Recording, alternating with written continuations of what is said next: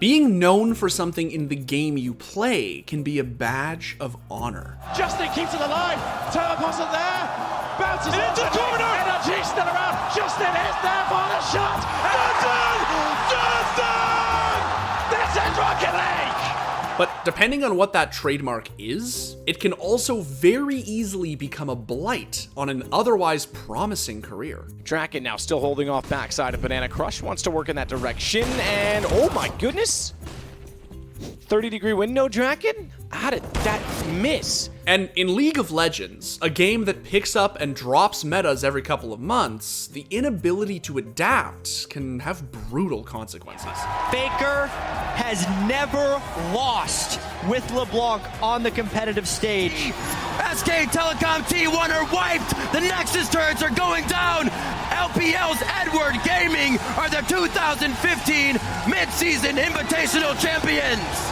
However, when it comes to true stubbornness and inflexibility, you'll struggle to find a better example than Konstantinos-Napoleon Forgiven Tzortziou. A turret-destroying, lane-terrorizing AD carry fueled by an endless supply of confidence. Do you feel right now that you have the most skill in all the bottom lanes? By far. By far, all right. A controversial and abrasive figure whose talent was only exceeded by his unbending ego. Back then, Forgiven was so far ahead of the metagame and was this game-changing figure that he was legitimately worth it. And now Amazing's in trouble. He's taking another tower hit, but he gets away with the safeguard. Oh! From downtown, Forgiven uses the rocket straight on the tower. But it hasn't come without a cost. All in all, he was for sure a really good player. Would I consider playing with him again? No. You know, if you ever pick him up, it just sets such a bad message out to any of the other players that you want to pick up. This guy's way of thinking doesn't align with anyone else in professional League of Legends right now. So will we ever see the return of Europe's dominating bot lane conqueror, or has his arrogance squashed his career once and for all? I still have belief that I can be one of the best in the world again.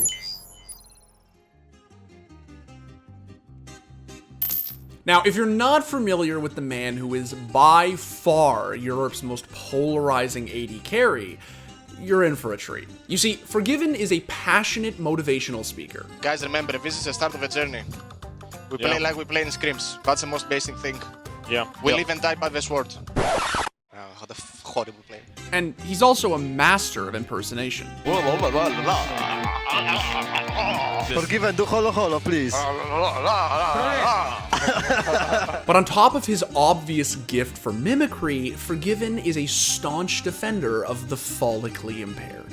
Can't wait for the God-given versus Umajan Battle of the Hairlines. Why do people always mock people without hair? I do not understand. We're prettier and far more confident. Anyway, back in 2013, when his dome had a little bit less sheen, Forgiven burst onto the European League scene with the Copenhagen Wolves. And it was with that roster that he established himself as a new breed of carry. A hyper-aggressive, mechanically talented player who didn't shy away from a fight. And again survives. The regen comes in. He finally goes down. Forgiven though, he's got two members on him, but he's just kiting them around. The support of Unlimited comes in, and it's a double kill for Forgiven. He showed himself both able and crucially eager to actually carry games and make his lane the focal point. Then they're regenning it back up, and they're going in. Flash Tibbers will get them right into there, but Jankos kicked straight away from that one, and the Wolves are ripping him to pieces here. 2 kills already, both of them for Forgiven, and he continues through. There's a fourth. Can he get the penta? He flashes in for it, and there is the pentakill coming down for Forgiven. Over time, as his reputation grew in-game, fans began to realize that Forgiven's attention-grabbing playstyle was merely an extension of the man himself. Do you feel right now that you have the most skill in all the bottom lanes? By far. By far, all right. To Forgiven, it didn't matter how others perceived him. He only cared about what he thought about himself. And ultimately, that's what instantly turned him into a star. In a family-friendly scene made up of polite, soft-spoken baby faces, he was a breath of fresh air. We had so many problems in our team, but we're piling up. Like, nobody gave a shit about how to improve them and what should happen in the team and how we should be a good European LCS team, not a team that would end up in 6th, 7th, 8th place. Nobody gives a fuck about these teams, right? Like, who cares? You see, Forgiven firmly believed that his way was the best way. And to his credit, in the early part of his career, nobody was proving him wrong. And Svenska now on the Frederick, he might end up dying. Yeah, I think he's going to, gets the dunk off, and meanwhile, Forgiven as well. Forgiven. Whoa, my goodness! How did he make the outplay? Rydell's still on the chase, but Enrated is body blocking it. He's gonna go down. Forgiven with the double. Forgiven, no flash available. He dashes forwards. Steelback gets the shield up. And Red is coming going up. We do see collateral, and Buckshot is going to be available. Summoning heal comes up. That's a double stun. And Ratchet's got them. Forgiven kills them. 2 kills. SK are on the board. A serious amount of damage on him as Forgiven moves forward. Fox trying to sustain up. Yarden now. There's an exhaust on Forgiven. Otawande comes in and picks up Fox. There's a shutdown, however, by Enrated as he takes Otawande down. Forgiven flashing forward. Gets another. Picks up Kasing. The most valuable player of the European Spring Split by far. There's no denying that historically Forgiven was probably the single most influential player ever to play AD carry in the West. Maybe even overall. He was our equivalent of Uzi in the sense that he broke a lot of pre-existing rules that we had for what the AD carry role was supposed to be, and he had a very strong understanding of how the supports should be interacting with the AD carry and laning phase, etc. And as a result, Forgiven had a level of lane dominance that other AD carries weren't even attempting to have. So this was a massive game changer. By spring of 2015, Forgiven had established himself as the crown-bearing conqueror of Europe's bot lane. His talent for creating flashy highlights even led to comparisons being made between him and mechanically gifted superstars from other regions. But these sorts of parallels only fed his ego, and as much as his self-belief was the source of his early individual success, even back then, it was a serious cause for his teammates' concern. Probably the most interesting thing about Forgiven is the only flaw he has as a player is his temperament and who he is as a person. Because normally you can say about AD carries like, oh yeah, the skill's really good, or like, you know, they're really good in lane but not in team fights. Oh, they're really good in team fights but not as good in lane. He is good in all facets of being an AD carry, except that he's a bit of an arsehole sometimes as a teammate. That wasn't Forgiven's only vice, though. You see, even when he wasn't serving suspensions for unsavory conduct, his biggest problem was his inflexibility. In-game, Forgiven's trademark was to go ham in lane, force out his opponent, and take down their turrets as fast as he possibly could. Playing any other way was simply out of the question, even if it meant putting his team at a disadvantage. Why?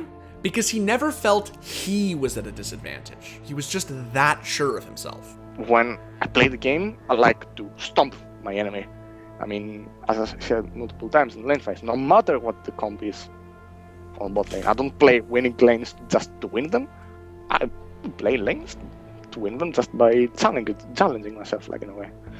And I don't think many people can lane against me in Europe, and I think it has been proven. Now, just because Forgiven wasn't interested in changing with the times didn't mean that League of Legends was gonna stand still. Even though he found himself alongside stronger individual players in H2K later in 2015, Forgiven couldn't win games by himself the same way he did in the spring. And for an expressive outplay artist who shone in the spotlight, having to surrender its warmth made him increasingly combative. But it was like so difficult for him to learn stuff, because if you would point out his mistake, he would like explode a lot, and he would be really not negative, because he was really passionate about the game, so that caused him this way. But it was really difficult to talk to him. We tried to do it as like players, but also as like, you know, the coach, and it was like so difficult to handle him. But it appeared as though H2K wouldn't have to walk on eggshells much longer, as relief from their tyrannical Greek bot laner came in the form of an envelope. Today I woke up and I got a letter from the Greek army that I have to go to my army duty in March, so this means that I maybe lose the normal season again and the playoffs and the summer split, because it's a 9-month duration. So tomorrow it may be my last game, let's yes, for at least a year. So I'm sad, but in the end I'm grateful for what I did. So. The community was moved by seeing Europe's greatest antagonist fighting back tears at the prospect of having to leave the competitive scene. But fortunately for Forgiven, he was able to defer his military service and finish the remainder of spring with H2K before joining Origin for the summer. And after the team's poor start to the split, he was benched, citing a lack of motivation. Forgiven wouldn't be on the sidelines for long though, since strangely, he ended up back on H2K for the remainder of the summer split. With H2K, Forgiven was granted the freedom to play to his strengths, and while he was happy, that didn't mean everyone was. Since we didn't play as much around bot lane with Freeze, we had to play around bot lane with Forgiven, because with Forgiven is that he would have the same playstyle and he wouldn't change it, so no matter what kind of draft you would make, you would always have to be aware that your bot lane is going to like kind of push and try to punish your opponent. But miraculously, in spite of Forgiven's rigidity, H2K somehow made it work. The team was able to put together an impressive split and cement themselves as Europe's 3rd seed at Worlds later that year. Finally, for the first time in his career, Forgiven had the opportunity to prove himself on League's biggest stage. And it was an opportunity he didn't want to waste. And now Mountain's getting fired down. This is such a tense fight. In goes Ono. It's hammer time. H2K have triumphed. They got 1 kill on the board, and they keep on chasing, looking for On. Flash, Rude. He's gonna go out of it, and he's got no more spell shield. Forgiven with the pickup. But Mouse, his GA is gonna get popped. Vander a little bit too low in this one. It is just He stole it for 1. The steal away. Yanko secures a absolutely massive Elder Drake, and EDG are evaporating on the spot. It's goodbye, Mako. Goodbye, everybody. And I gotta think that is goodbye game. They have the targets they need in their eyes. Pawn doing damage with the stars as he falls through Pawn. And Forgiven's coming up huge. Those are 2 kills from Pawn. He's gonna push back. That was monstrous. He spawns into it. Forgiven's the last one left. Mako's there to do what he can, but it's so mismatched, it probably won't be it. Forgiven alive. The triple kill for Forgiven. And it looks like H2K will seal the deal. Your 1st seed from Group C going to the quarterfinals. How's that for your legacy? Even though the semifinals would be as far as H2K's Worlds run would go, the team and Forgiven emerged as heroes for their region. But that career-defining high was very short-lived. In 2017, he relocated to Greece and played in the LGC and EU Masters before finally kickstarting his military service in 2018. In his absence, European League of Legends continued to flourish on the world stage. New superstars emerged and the game continued to evolve. But all the while, a small contingent of fans began to wonder if God-Given would ever return to claim his crown. And in April of 2019, they finally got their answer. Did you miss me? That's right, Forgiven had re-emerged from the ether. But not just that, he claimed to be a changed man. Now I'm gonna be like more lenient with people, and in general I'm gonna be more of a nice guy. Or like, it's actually surreal to say that, but it's how League is right now. It's ecosystem that forces this kind of, and even if you either adapt or you die, it's pretty much it.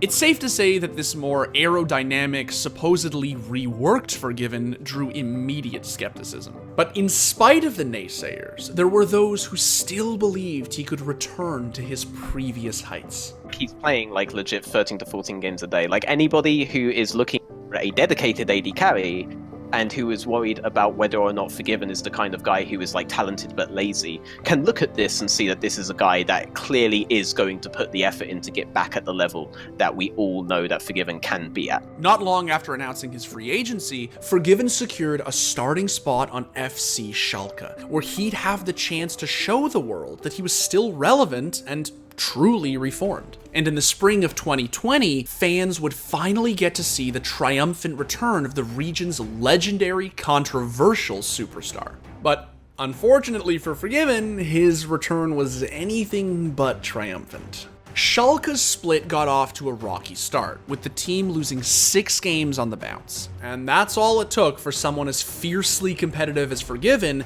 to revert back to his past behavior.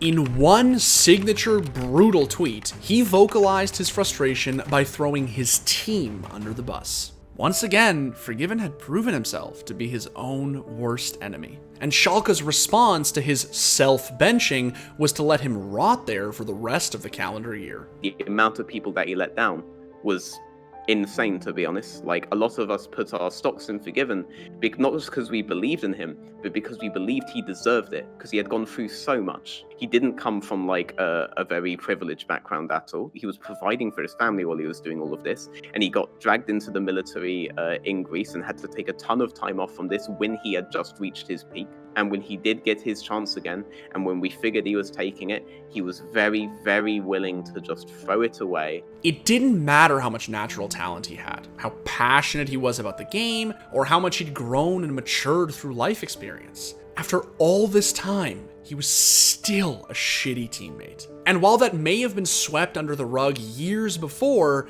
it wasn't gonna fly today.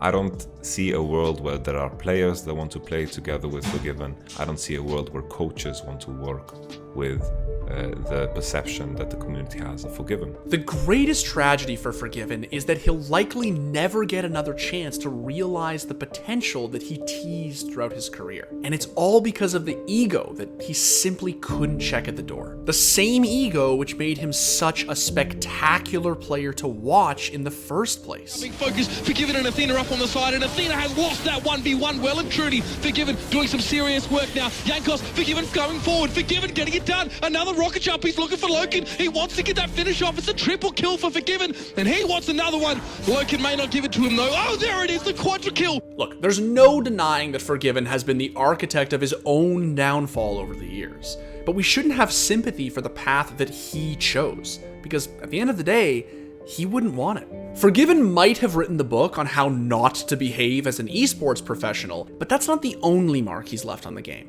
During the course of his tumultuous career, he redefined the role of AD carries in Europe, setting a standard for his contemporaries to aim for and surpass. And let's be honest, as toxic and volatile as he's shown himself to be, there's also something admirable about Forgiven. It's not every day that you find a competitor who is so passionate about their own convictions that they're willing to let it turn them into the villain of their own story. The legacy of Forgiven was always a promise.